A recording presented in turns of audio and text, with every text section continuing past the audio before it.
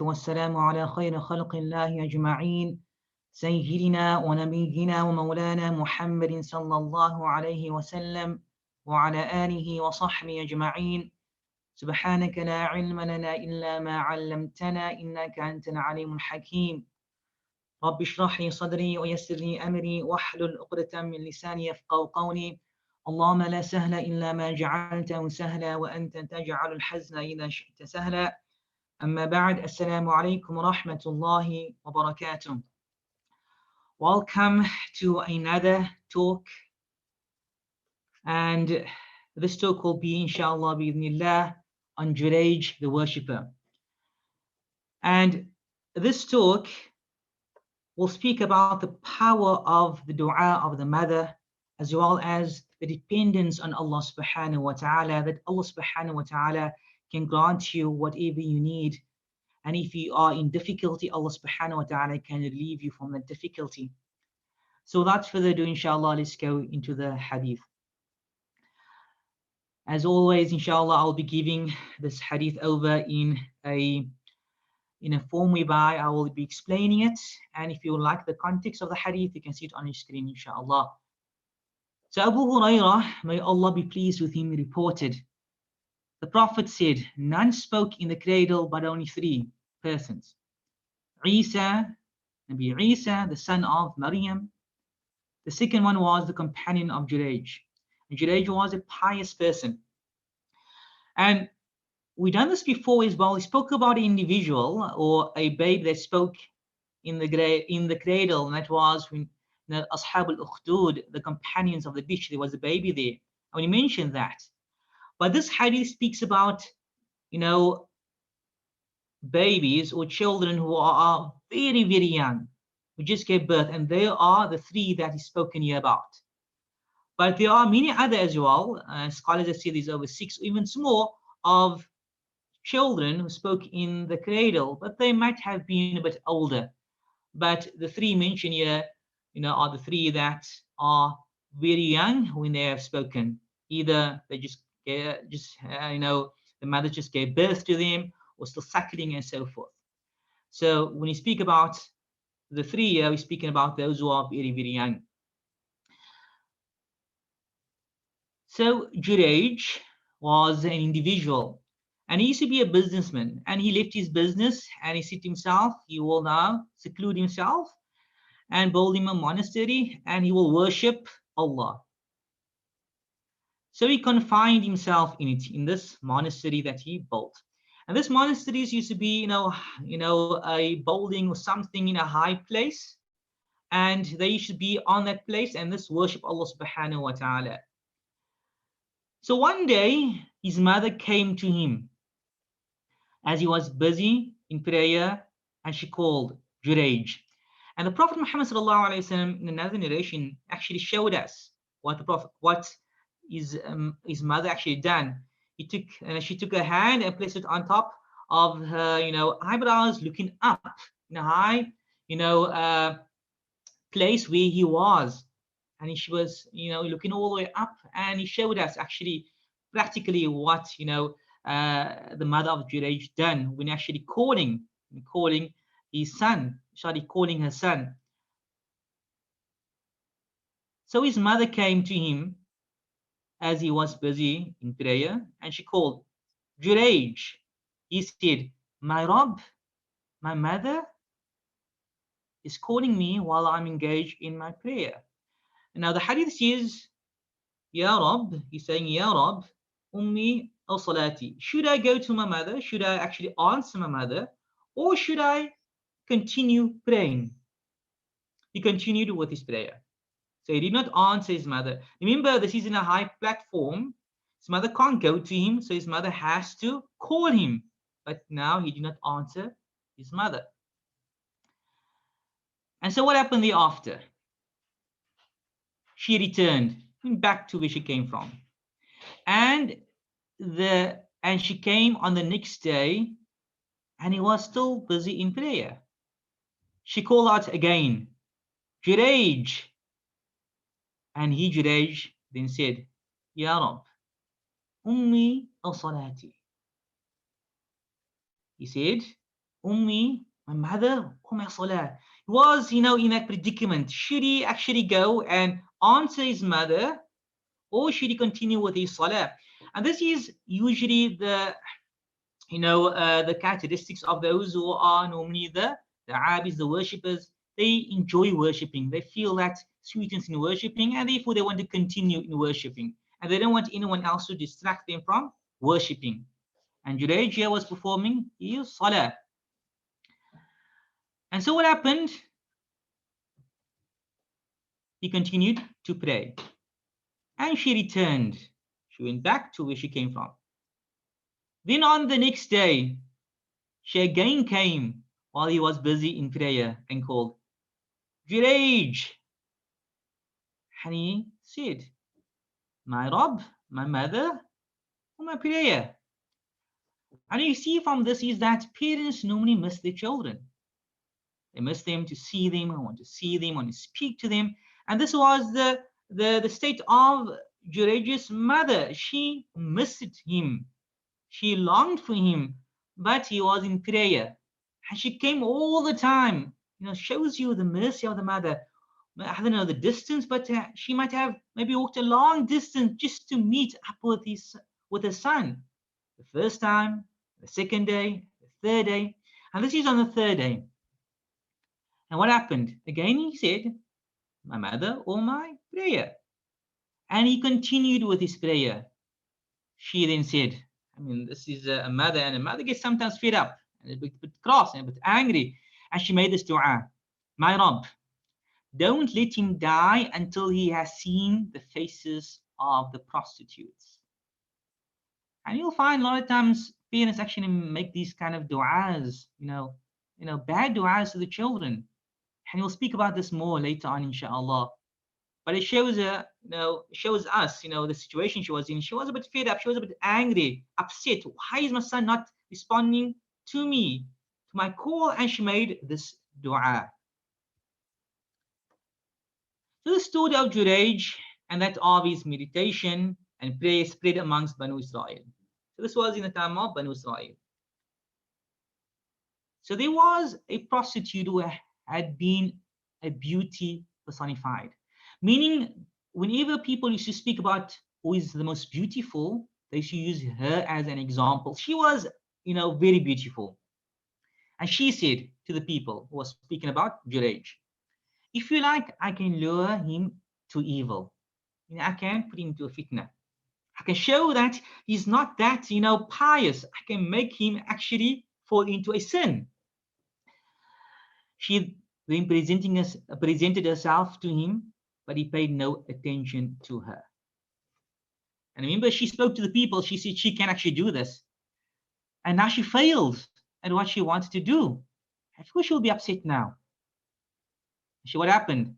She came to a shepherd who lived near the temple, the monastery of Juraij, and she offered herself to him. And it shows you now how evil people can be. Juraij was a very pious person, and she just did not like that he never, paid attention to her. And look what she's doing now. She offered herself to a shepherd, and he, the shepherd, had sexual intercourse with her, and so she became pregnant. When she gave birth to a baby, she said, this is from Juraij. Meaning that she went through all of this trouble and, subhanAllah, got pregnant just to be spiteful, just to, to get back at Juraij for not looking at her, as well as to be, truthful to what she had said to the villagers, that she would be able now to lure him into evil. Shows you the mentality of this individual. So they came and asked Juraij to get down and demolish the temple and began to beat him. So what happened here was, they told Juraij, come down, and he was in prayer, and maybe he could not have heard what they were calling him. And now they were demolishing his temple. They came with axe and they were starting to break down his temple. He asked him, what's the matter? What are you doing? Why are you coming and just breaking my temple down? They said, you have committed fornication with this prostitute, and she has given birth to a baby from you. He then said, where is the baby? They brought him the baby, and then he said, just leave me so that I should perform prayer. In another narration, to perform wudu and prayer. He performed prayer, and when he finished, he poked the baby in the stomach and asked him, oh boy, who is your father? The baby answered, he is such and such a shepherd, meaning it is such and such a shepherd who is my father. And it shows you, the character of Juraij. He never went mad. He never, said that he never lost, hope. But he knew that Allah subhanahu wa ta'ala is the one that will be able to save him in this distress that he is in. Okay, so he made wudu, and then thereafter made salah, and he then called for the baby. He poked the baby spoke. He poked the baby and he asked the baby, oh boy, who's your father?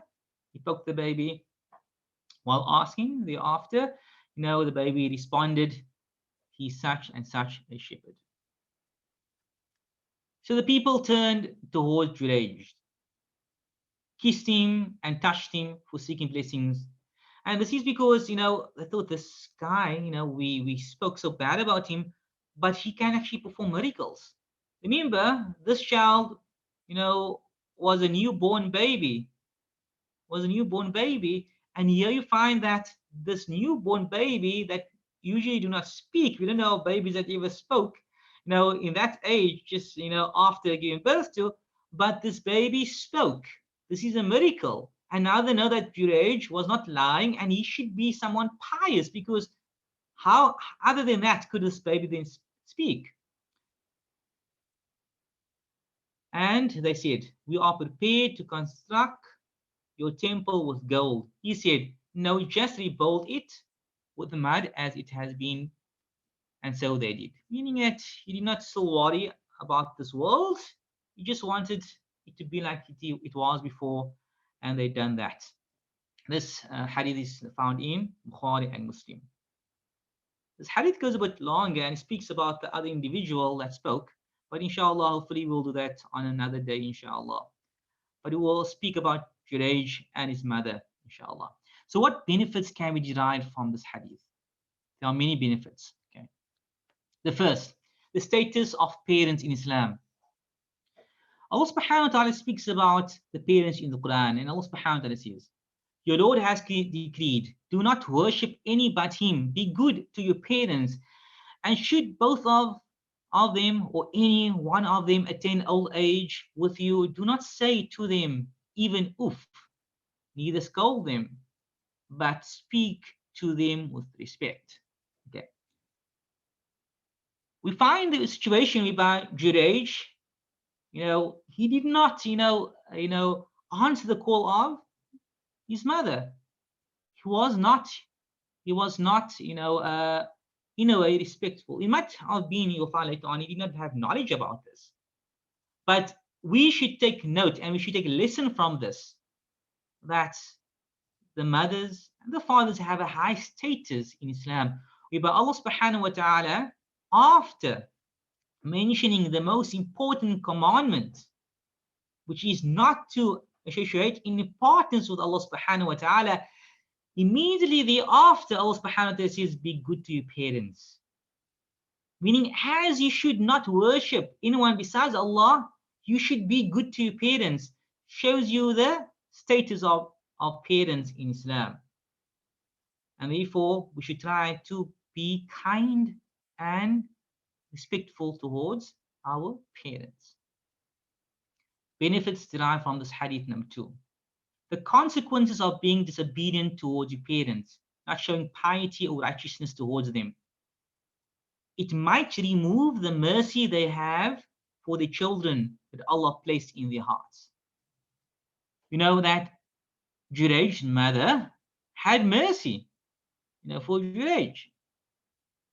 A mother has mercy for her children. And you find that she had mercy. She came the first day, and then again the second day, and then the third day. And after he did not respond to her the third day, that mercy left her heart. And now she got angry. And now she got upset. And now she made this dua, My Rabb, don't let him die until he has seen the faces of prostitutes. Meaning, put him through a trial. Now, he thinks he is so pious, put him through a trial. See if you'll be able to, you'll be able to be successful in this trial. Subhanallah. This is not something easy. And the Prophet Muhammad sallallahu alaihi wasallam, comments and said, if the mother had to actually make this dua, that he has to actually maybe, be with the prostitute, that might have happened. It shows you, subhanallah, that, the mercy of a mother is removed. Sometimes if you do something towards your mother or towards the father, that they can actually move the mercy they have, that what Allah subhanahu wa ta'ala has placed in their hearts. Benefits derived from this hadith number 3. The acceptance of the parents' dua. It can be the reason for falling into a trial, as what has been seen in the story of Juraij. The Prophet Muhammad sallallahu alaihi wasallam says in the hadith, 3 supplications are accepted. There is no doubt in them about them being accepted. The supplication of the oppressed, the supplication of the traveler, and the supplication of his father against his son. And the scholar said, the Prophet also mentioned the father because the mother does not usually, supplicate against her son. So the father was used. So it shows if the father or the mother supplicates against the child, that dua is accepted. This is the power of du'as, the power of dua of the parent. So it's very important, no matter if your child goes astray, always make dua for them and not against them. Because if you make dua against them, that dua will be accepted. In another narration, it says as well, dua for them will be accepted. So we try to make dua for them, but it just shows that parents should be careful on what they make dua for. If they make dua that the children should go into a trial, into difficulty, that dua will be accepted because that is one of the 3 du'as we mentioned that will be accepted by Allah subhanahu wa ta'ala. So it's very important that we watch our words when we speak about our children. Benefits derived from this hadith, number 4. Anger is very bad. Always think twice. Always thrice, or even 4 times. Now there's a true story of a boy that lied about smoking to his mother. The mother asked if he smoked and said, if you are lying, may you break your neck. May you break your neck. It says less than 2 hours later, the boy skipped school, went to the bath, meaning swimming baths, took a dive, then the boy broke his neck, was paralyzed. This is a true story. And it shows you, subhanAllah, the dua of the mother. The mother was so angry, she made dua against her child, and the dua was accepted in 2 hours. The neck of the boy was broken. He was paralyzed. So parents should be, very careful in how they make dua. And you find some mothers make dua against the children, just because of the resentment they have against the child's father. They will say things like, your father is no good.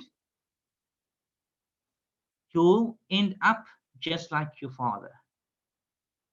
You find these kind of statements. So a person should always try to use dua in a positive sense. If you reach a point whereby you want to scold at your child, what should you do? Now make dua for them. Oh Allah, guide this child. Make that dua. Oh Allah, make this child better. And it will always turn out in your favor if you do this kind of things. And in Saudi, I was in Saudi, you'll find that they have this practice whereby if someone does bad to them, they make dua for you. And they make the dua with anger, but it's a good dua. They'll make the dua, Aslahak Allah. May Allah subhanahu wa ta'ala rectify you.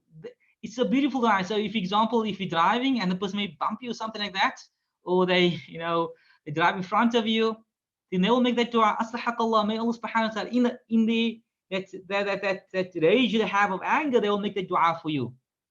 So even though it might seem that this person, make him may become better, meaning that you are evil, may become better, but it's actually a good dua you make for the person. And you'll find people saying, Hayakallah, may Allah give you life, meaning you are but dead, may Allah give you some life. Why are you thinking like this? But it's a good dua. It's a good dua. So if we can be in that habit, we're not making bad du'as, we're making good du'as, even in that rage, and that, that moments that we want to scold the person, we will scold the person with good du'as, and that du'as might, be beneficial to the next person, especially with children. It will be beneficial towards them. The mother of Juraij, she made this dua, Ya Rab, O Allah, O my Lord, don't let him die until he sees the faces of prostitutes. And that happened. This was a bad dua she made. It was an error in her part, but she was upset. This happens. Okay. I see there's a few questions. Let me just go to the questions quickly.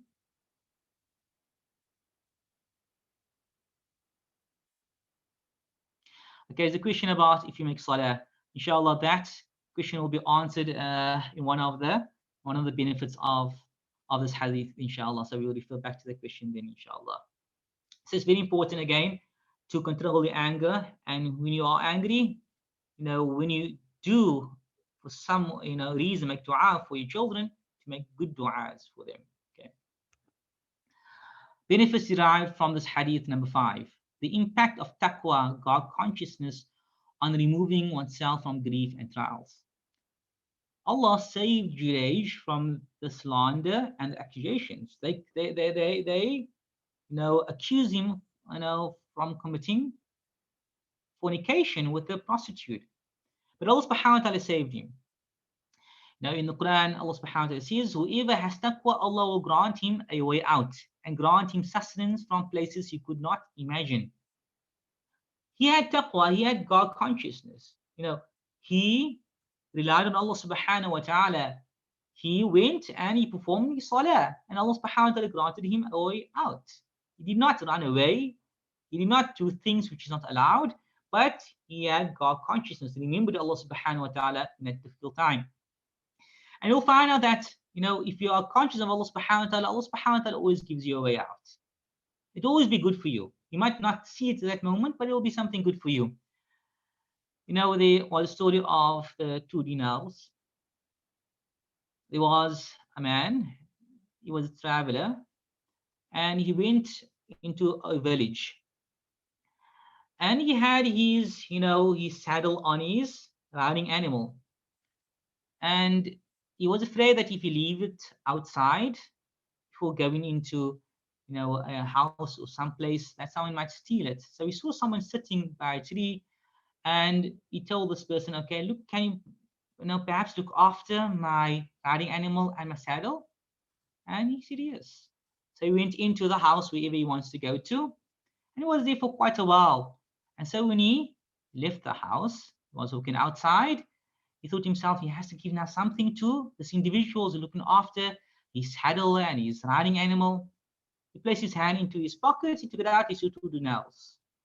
He thought, okay, I'll give this person 2 dinars. Dinar is a gold coin, so 2 dinars, 2 gold coins. He walked out, and then what happened? He saw that his riding animal is there, the guy is gone, and his saddle is gone. And I thought, what's going on now? He never worried that much about that. He continued to the marketplace, and so maybe he can find another saddle. He goes to a shop and he sees the exact same saddle. And he asks, how much did the person sell the saddle to you? Now he said 2 dinars. So what do we take from this story? If that person that was looking after the riding animal and the saddle, had to depend on Allah, be God conscious and not steal that saddle, he would have those 2 dinars in a halal way. You would have earned the 2 dinars in a halal way, meaning that you will not be punished to use it. But now he got 2 dinars, but in a haram way, we're punished. So Allah subhanahu wa ta'ala can give you rizq, can give you sustenance, and everything is for you, your sustenance will be for you, but you can either attain that in a halal way or in a haram way. But if you are conscious of Allah subhanahu wa ta'ala, Allah will open up ways and avenues for you, and then you will earn it in the halal way, that you should earn it. Okay. Benefits derived from this hadith number 6. Hope in Allah. We should always have hope in Allah subhanahu wa ta'ala. Juraij did not receive revelation in his salah that Allah will make the baby speak.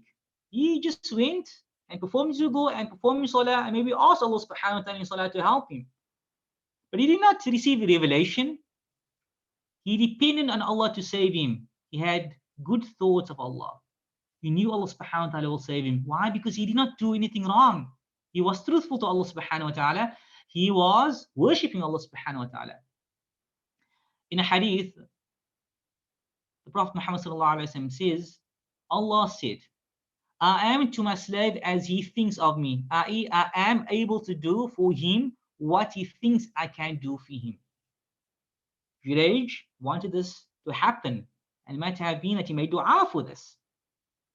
And then Allah subhanahu wa ta'ala granted that for him because he had good thoughts. He knew Allah subhanahu wa ta'ala can actually, do it for him. And you'll find some people, they'll think that in order for them to gain certain wealth or gain things in this world, they have to do haram things. They'll think that for them to be rich, they have to now do something haram. They have to take interest, or they have to now, invest in a liquor store to get money to earn, an income. But if they just depended on Allah subhanahu wa ta'ala, Allah subhanahu wa ta'ala can grant them that. If they believe that Allah subhanahu wa ta'ala will grant them that. That's very important. You have to believe that Allah subhanahu wa ta'ala can grant you that, because Allah subhanahu wa ta'ala is as you think of him.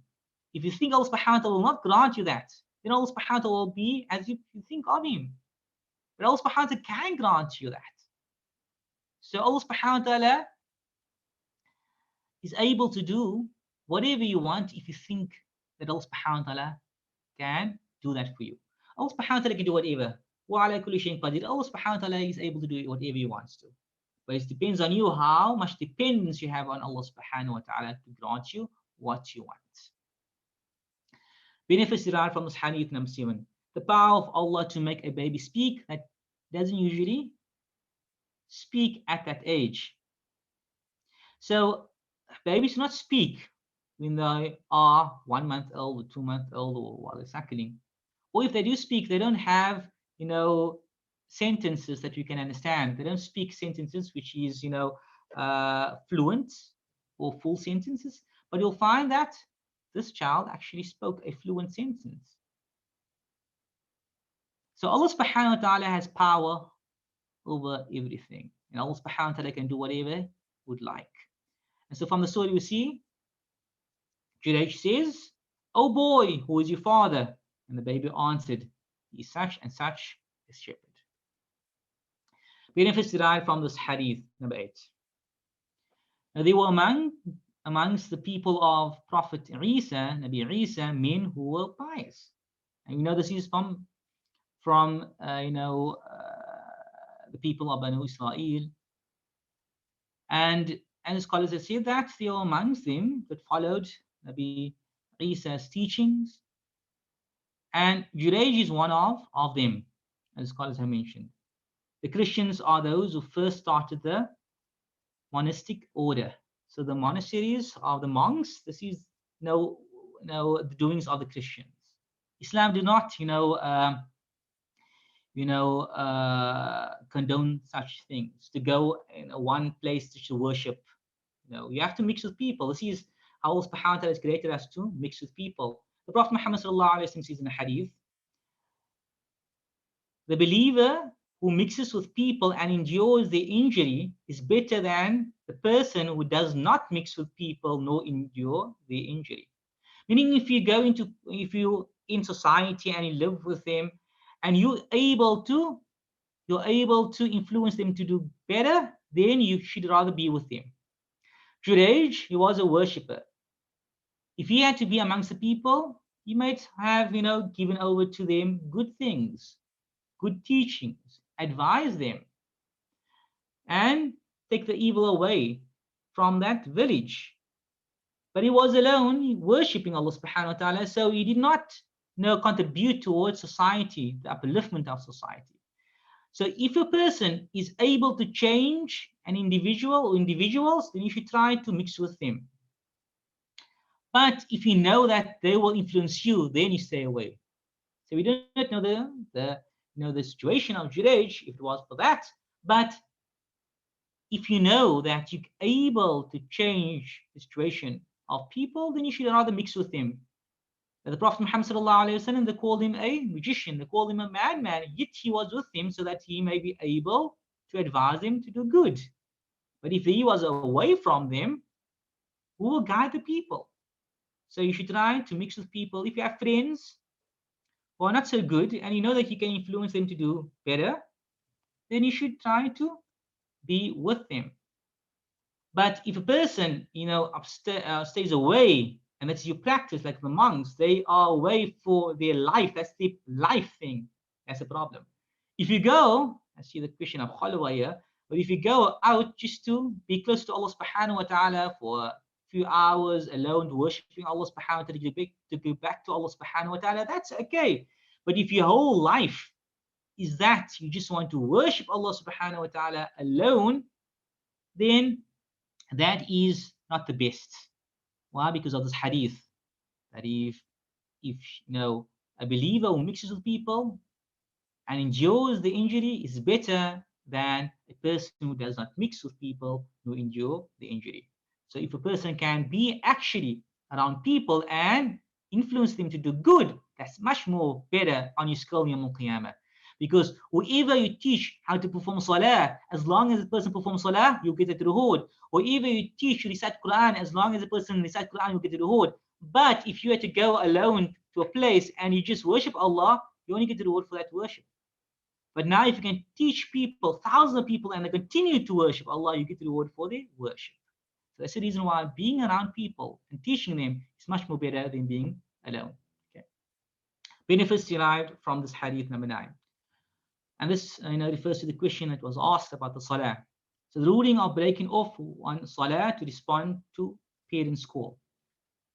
So if it's sunnah salah, meaning nafil salah, a salah that is either before a farz salah or after farz salah, or other salahs like salat duha and so forth. If a parent is in need and it is very important, then break it off. If you know that the parent actually needs you now, then you break your salah. If you know the parent won't mind on completing the salah, then shorten it, meaning make it quickly. Finish it off quickly. Do not prolong your salah, shorten your salah. But let them know that you are performing salah by reciting louder maybe, but don't never just ignore them, because they are calling you. So some parents, they don't mind if they see you making salah, they won't still disturb you.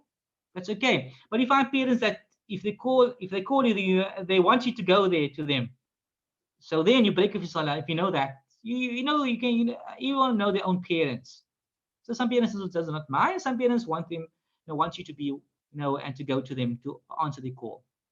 But if it is a compulsory salah, like dhuhr salah or asr salah, something is compulsory, then you do not break it, but rather you shorten it, meaning finish it quickly. So you try to finish it as soon as possible to respond to the salah. But again, you again make salah, you utter your certain verses, you recite a bit louder so that they know that, okay, he's making salah. It will come after he performs salah. But then again, you try to finish it off very quickly. But you find as well, subhanallah, our mothers call us, when we're with our parents, and we say, yes, I'm coming. Maybe they want something from us. But when do we come? Do we take an hour, 2 hours, 3 hours? And that is something we should know, that our parents, we should try to respect and should be treat them with kindness. Do not let them wait for us. For subhanallah, they are more deserving, And a hadith of the Prophet Muhammad sallallahu alaihi wasallam says, Allah's messenger, may peace and blessings be upon him, was asked, who amongst the people is most deserving of my good treatment? You see, the Prophet ﷺ said, your mother. And again he said, your mother. And again he said, your mother, then your father. So that is actually the sequence. If your mother and your father calls you, who do you respond to? You respond to your mother, not your father.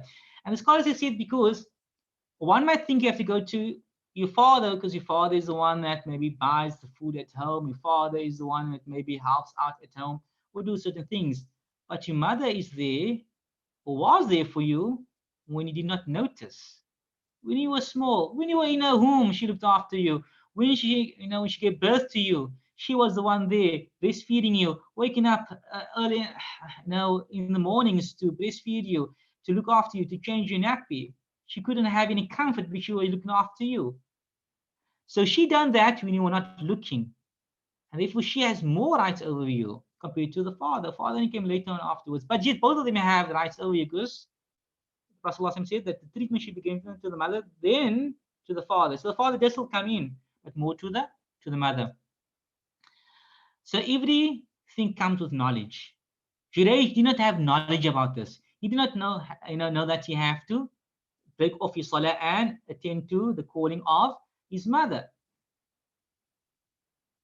So the hadith says, in another hadith, another narration, it says, if Juraij had knowledge, he would have responded. But he did not have knowledge. So it shows you again, we spoke about this, when we spoke about the 99 men, and we see it again here. If you're a worshipper, you have, the closeness with Allah subhanahu wa ta'ala, but it does not mean that you have knowledge. You do not have knowledge. Everything is based with knowledge. Sometimes you think, for the greater good, I'm doing this, I have good intentions in doing this. But if it's not allowed in Islam, you can't do it, even though you have good intentions. You have to have knowledge. You have to base it on knowledge. Knowledge comes from the deen, from the religion of Islam. So you have to go out and to acquire knowledge to know if something is allowed or if it's not allowed. Okay.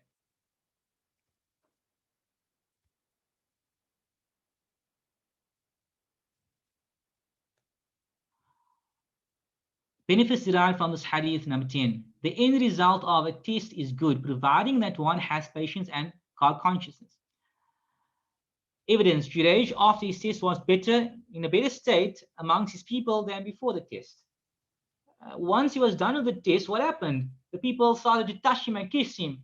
Shows that he was in a better state. So Allah subhanahu wa ta'ala, when he puts you into difficulties, know for certain that after that, if you have patience and you persevere and you have God conscious, this from Allah subhanahu wa ta'ala, then he said the afterwards will be better. This is Allah subhanahu wa ta'ala. He does things that is good for you. He knows what is good for you, and therefore he will give you a better state after than what you were in before. Benefits derived from this hadith, number 11. This hadith shows that awliya, the friends of Allah, can perform miracles. If you're very close with Allah subhanahu wa ta'ala, if you worship Allah subhanahu wa ta'ala, and you are righteous individuals, it might be that you can perform miracles. Allah subhanahu wa ta'ala grants his awliya, the friends of Allah, those who are close to Allah subhanahu wa ta'ala, miracles. And this is a miracle. A child, barely even a few days old, could speak. So if you are close to Allah subhanahu wa ta'ala, Allah subhanahu wa ta'ala can grant you miracles. Benefits derived from this hadith, number 12. Performing wudu was legislated to the nations before us. Evidence, Juraij made wudu and then prayed salah. Then he poked the baby's stomach. So it shows that even before us, the practice of wudu was legislated in that time. Benefits derived from this hadith, number 13.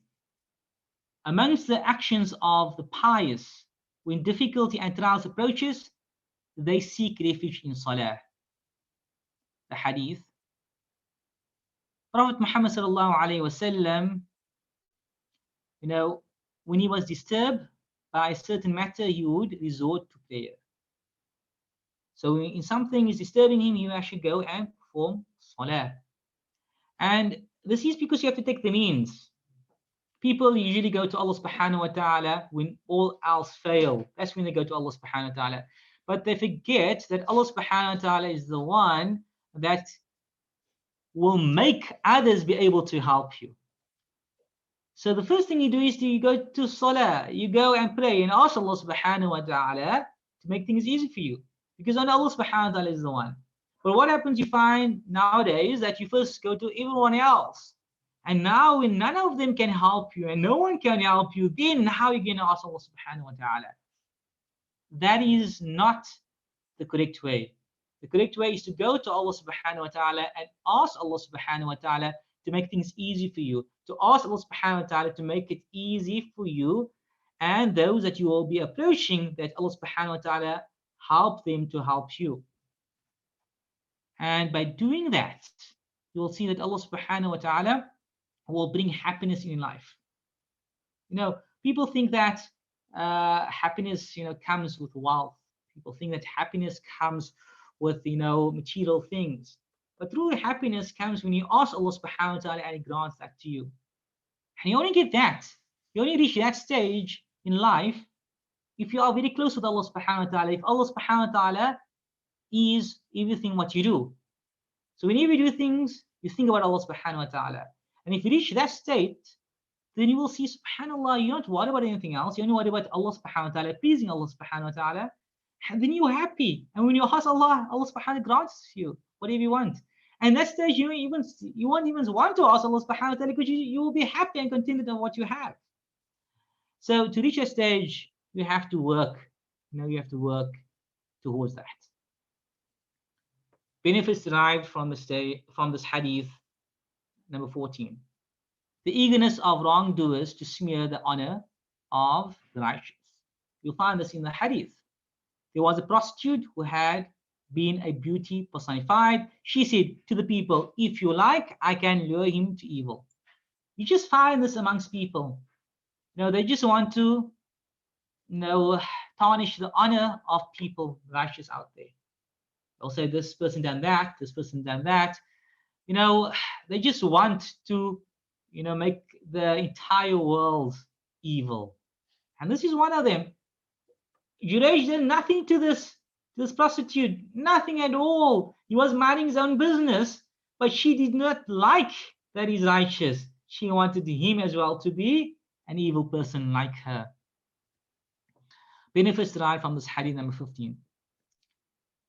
One should not hasten to believe accusations without verification. The people of the village believed the prostitute as to what she said about Juraij. It was upon them to verify the information before beating Juraij. They're just going to be Juraij and not even verifying to find out if Juraij actually slept with a prostitute. If it is actually his son. They did none of that. They just came, with the axes chopping down this temple of his he built, or it was built for him. And he just, they just went and they started to beat him. And then even asked him if he actually done these things. They never verified the information. And Allah subhanahu wa ta'ala says in the Quran, oh, you who believed, if there comes to you a disobedient one with information, investigate, lest you harm a people out of ignorance and become over what you have done regretful. So it's very important. People love to spread rumors. People love saying certain things. But it's very important that you do not speak about these rumors. You don't, as well, aid them in spreading even further. What you should do is you should rather keep quiet. If you do not verify anything, you keep quiet. You do not gossip, backbite. You do not slander anyone. You keep quiet. That is how it should be. You first verify the information that comes to you. Benefits derived from this hadith, number 16. Answering the call of one's parents is greater than sunnah salah or sunnah fasting. This is because being kind to one's parents is a fard, is an obligation upon you to be kind, whereby performing sunnah salah or sunnah fasting is recommended only. Meaning you'll be rewarded, but there's more reward in fard actions than sunnah action. So it shows you, subhanAllah, if your parents calls you to do something, it's better for you to attend to the call of your parents. Why? Because that is an obligation. It's more rewarding for you to do that. And a lot of people, they find fault in certain things whereby they will rather, or they fall fault in certain things whereby they will rather do certain sunnahs and they will leave out the fard, the obligations. So the person might perform tahajjud, but then what will they do? They will sleep for fajr. But they forget that tahajjud is sunnah, you get rewarded, and if you leave tahajjud off, you don't get punished. But if you oversleep intentionally for fajr, what happens? You'll be punished. But if you perform fajr salah, you get more reward. And this is sometimes we should look into what we do. If things are fard, compulsory, obligatory, then we should rather try to be steadfast on that and keep to that. Then, rather preferring things that are, recommended over those things that is fard. Benefits derived from this hadith, number 17. The speedy dua of the parents for their children. She, the mother, said, "My Rabb, don't let him die until he has seen the faces of the prostitutes." Then what happened there afterwards? Then you find a prostitute, she said to the people, "If you like, I can lure him to evil." Subhanallah. The mother made a dua, the prostitute comes. He presented himself to him, but he paid no heed to her.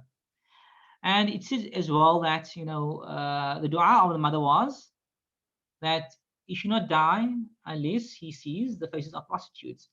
And he said, as he was walking to wherever they took him, the village all came together, the villagers. And there was a row of prostitutes all watching him, and he saw them. So the dua of the mother was accepted. And in another narration, it says that when he asked, "What are you doing?" He said that you committed fornication, and then he smiled. So when the villagers, told him that he committed that they, accused him of committing fornication with this prostitute, he smiled. Why? As scholars have said that he knew that this is the dua of his mother actually being accepted. Subhanallah. And this is very important. It's a very important point that we should acknowledge when we're wrong. We should know why things are happening in our lives. Sometimes things are happening. We should now ponder, what did we do wrong in our lives? What did we do for Allah subhanahu wa ta'ala to place this, trial in front of us? Did we not, honor our parents? Did we not fulfill, the rights of Allah subhanahu wa ta'ala? So like Juraij, he thought, what did he do wrong? And he remembered it was the dua of his mother, as some scholars have mentioned. Benefits derived from this hadith, number 18. People of evil will always be against people of good. Evidence. She said to the people, "If you like, I can lure him to evil." And he saw this prostitute. She's an evil individual. She's a prostitute and she's doing evil acts, meaning she's not abiding to the law of Allah subhanahu wa ta'ala. So generally, evil people don't like role models in the community. So if they see someone is pious, someone is good, someone is righteous, they don't like that. They want those individuals to be evil as well. Evil people want to corrupt the pious.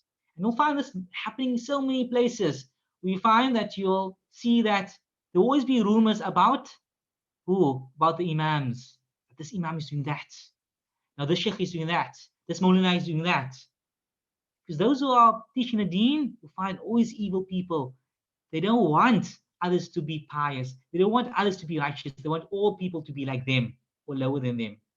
So thieves would like everyone to be thieves. Now people don't like to see people better than them. This is just, how people are. And it's not all people, but you'll find this amongst people. Benefits derived from this hadith, number 19. Beauty can be a trial for a person. This can be seen in the hadith. The evidence, and there was a prostitute that they used as an example of beauty, personified in beauty. And this is because she was so beautiful and it was a trial for her, and she fell in the act of to be a prostitute. It was a trial. Allah subhanahu wa ta'ala tested her with beauty. What will she do with the beauty she had? Some people might be rich, might be a trial for them. Some might be beautiful, and it might be a trial for them. Benefits derived from this hadith, number 20. It's upon a Muslim to be far away from haram, so not to fall in it. Evidence, she presented herself to him, but he paid no heed to her. She presented herself to Juraij, and Juraij just kept on making salah. He did not go to her and say, no, leave. He did not go to her and say, no, I don't not look into you. What are you trying here? He just stayed away. He kept his distance. Very important. Do not get involved in evil. Very dangerous. Very dangerous. We should try to stay away from haram as much as possible. Benefits derived from this hadith, number 21. Evil people are patient. No, evil people are patient. The plans of those who are evil might take a long time to fulfill. So you find evil people, they won't mind waiting years for their plan to be fulfilled, to be completed. You find this evidence in the hadith. Evidence, when the attempt of the prostitute to entice Juraij failed, what did she do? She slept with the shepherd and waited 9 months in order to get back at Juraij, just to say that the child is from Juraij, meaning that the child that she has is from Juraij. Because remember, she told the villagers that she can lure him into evil, but she did not accomplish that. But her plan is still to do that. And so she went through all that, waiting 9 months, subhanAllah, just to get back at Juraij, just to go back to the people to say that she was correct, that she could now lure him into evil, subhanAllah. So it shows that you find people that have evil intentions, and that evil intentions span for years. They might wait years and years just to get back at you and to evil to you. Benefits derived from this hadith, number 22.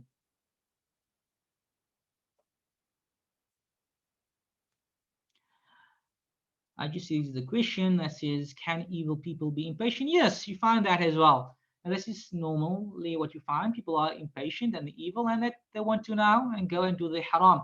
But you'll find individuals who are evil and they want this plan to succeed, and they will wait for a long time period just to see that their plans can be,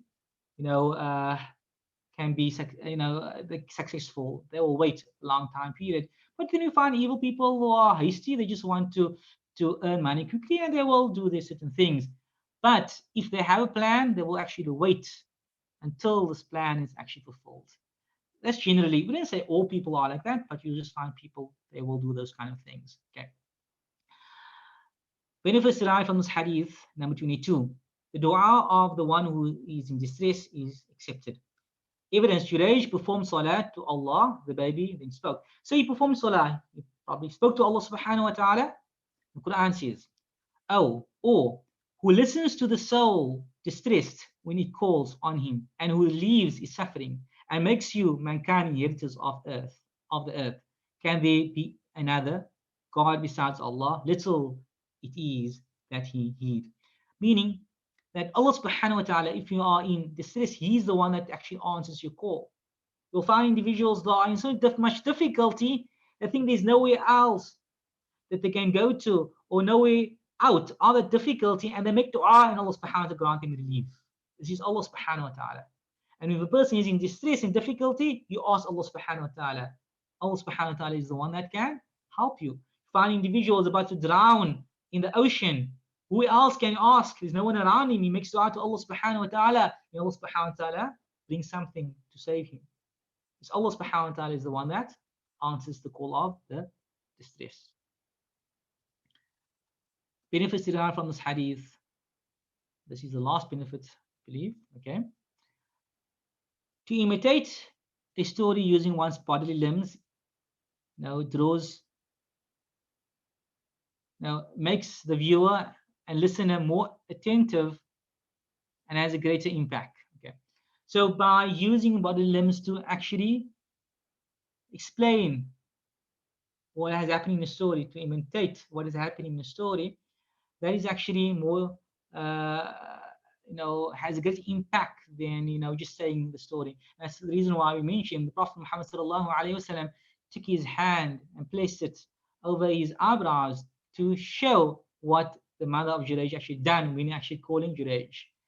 And there's many instances, many hadith, Prophet actually does these kind of things, illustrations, so that the people seeing will be pay more heed to what he's saying, and they will be more interested in what he's saying, and it will give a greater impact to get the message over to those listening. And likewise, you'll find in this hadith what the Prophet Muhammad sallallahu alaihi wasallam done when explaining the story of Juraij. And inshallah, that is the end of the benefits. And now, inshallah, we'll go to the questions. There's just one question that that I received. It is about the hadith we done last week. The hadith about the leper, the bald man, and the blind man. I mentioned in that hadith that the leper and the bald man was stingy, and they were greedy. And I mentioned when they made dua, the leper, you see that he wants good skin and good color, and that Allah subhanahu wa ta'ala takes away what made him loathsome towards the people. So I mentioned he was greedy there. Okay, very important to know. Somebody asked me, so does that mean that you cannot ask Allah subhanahu wa ta'ala for whatever you want? Yes, you can ask Allah subhanahu wa ta'ala for whatever you want. The scholars mention that he was greedy and he asked so much. Why? Because at the end of the hadith, you find that he was stingy. And it might have been he was that kind of person. So if you look at those who are greedy, they usually want more. And he wanted more. And they deduce from that he was greedy.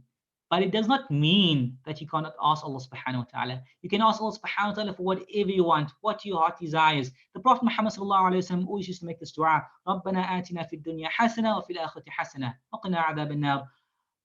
Oh, our Lord, as is found in the Quran as well.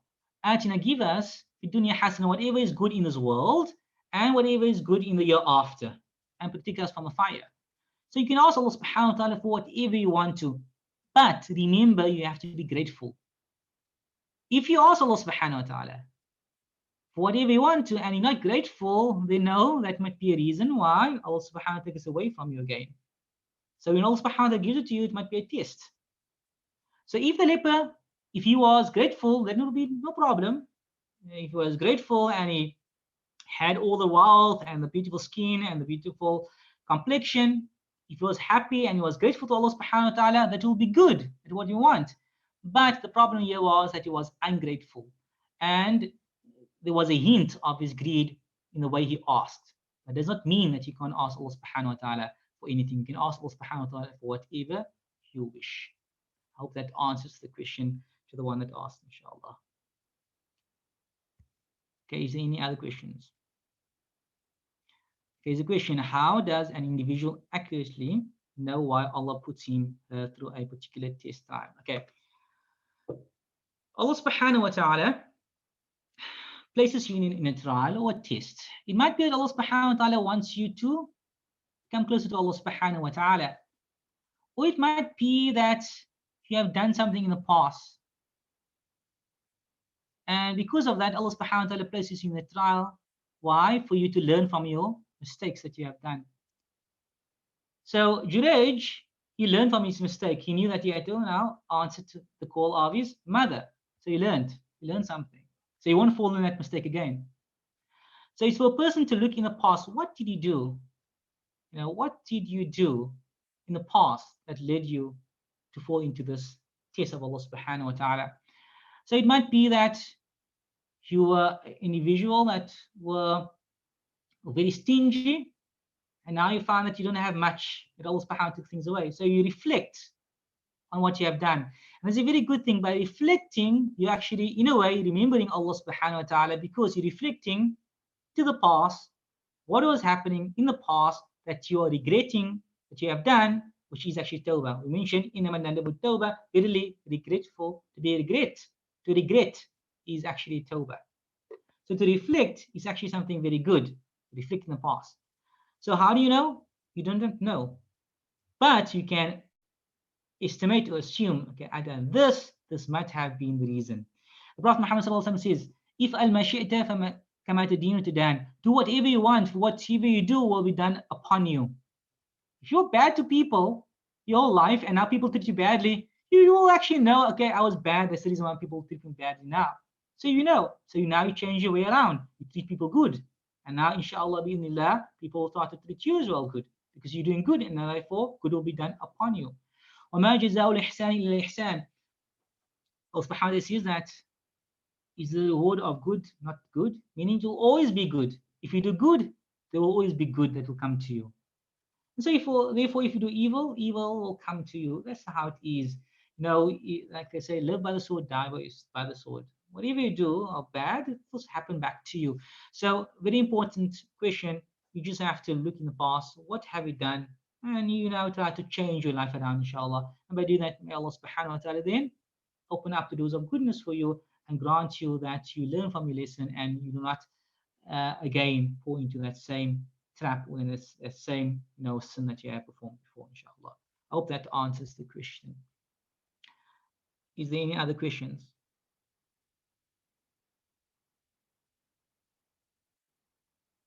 Okay. There's a question that asks, can one make dua that Allah protect us from a certain trial test, or is it decreed already? Things that are decreed can change. Okay. With dua, if you ask Allah subhanahu wa ta'ala. So we can ask Allah subhanahu wa ta'ala, as I said, qadr can change with dua.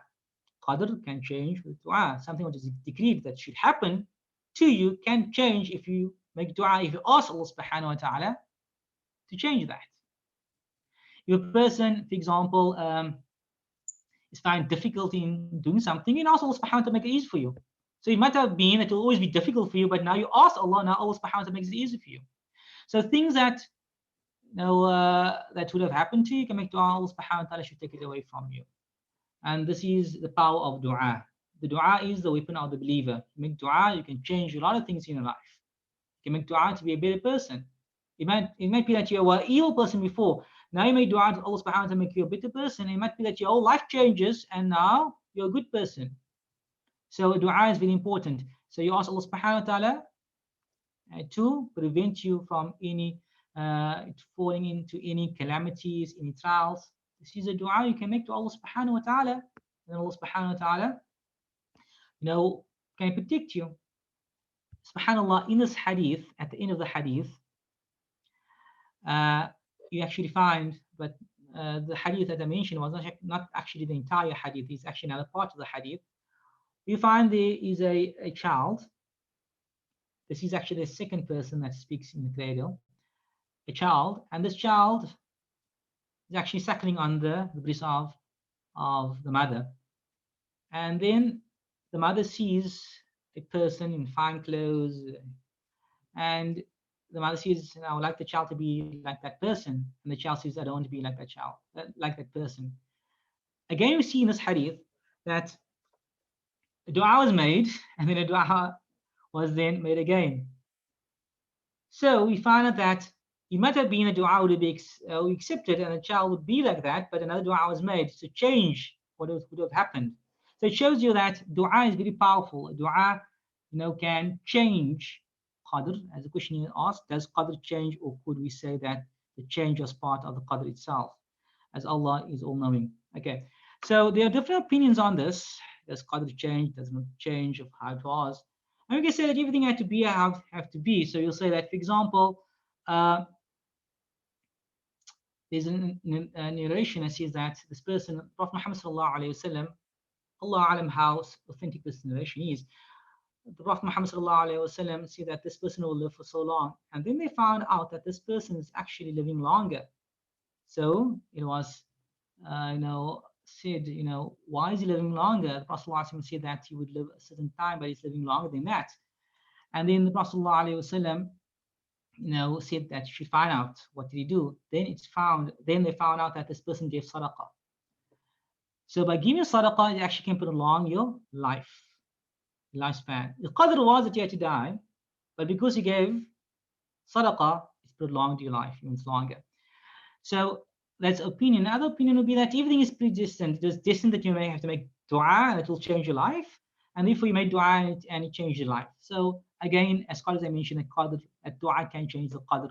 And that is a opinion that many hold. And if you hold that opinion, alhamdulillah, you can make dua and ask Allah subhanahu wa ta'ala to make things easy for you. You make dua to ask Allah subhanahu wa ta'ala to take away any bala, any trials in your life, and then Allah subhanahu wa ta'ala should protect you, inshallah. And I hope that answers the question.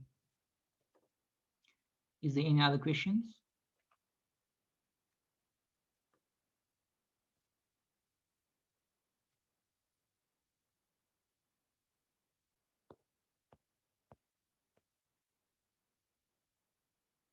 No questions? If there's no questions today, it was a bit of a long session because we had a lot of benefits, to cover. The hadith was short, but the benefits was long, so it was a bit of a long session. But if there's no other questions, I will hand it over to Ilyas, inshallah, to do the closing. Bismillahirrahmanirrahim.